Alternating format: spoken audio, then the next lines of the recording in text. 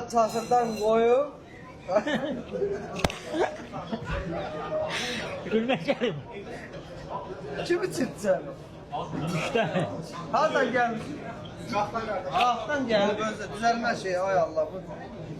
Götür bizi. 95 şirin çayınızı götürün gəl bizi. Ben de şirin çay içirəm. Ha. 23 manata qəşəng set hazırlamışıq. Xanımla durub gəlibsən, adam xanım yanında durubsən, Çaxır sürü gedəsən. Hanım yok idi. Bu yanında Nazlı çıxır. hanım. Yok Nazlı hanımdı. Yok idi yanımda. Olsa koyulmazdı hiç. Sən də maşını nətə sür gedəsən? İndi bilmirəm, yəqin ki öz. Araq içmirəm, çaxır içmişəm. Ha, yox, içki içməmsən. Çaxır içirəm, içki içməmişəm. Abi gözləyirik gəlin gidiyorsun kafes 3-cü mikronu. 24 saat Böyle kafes bir araya salaq 23 manatlıq setimizi bir dənə də göstərək. 4 dənə yayma. Cümaatdır. Xəngələ durun gəlin. Gürcü xəncəldə içində qızarmış olanda qızarmış Gürcü xəncəl. Sözləri atır siz tutun da. Gürcü xəncəlin qızarmışı 4 dənə sadə, 4 dənə də qızartması əlavə olanda olur 28 manat. 28 manata sokumuzda.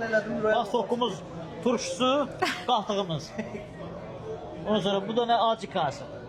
Çatdırmalarımız Hamımız aktiv. çatdırmamız da var. Öpürəm, ürəyimsiniz, öpürəm. Sağ ol.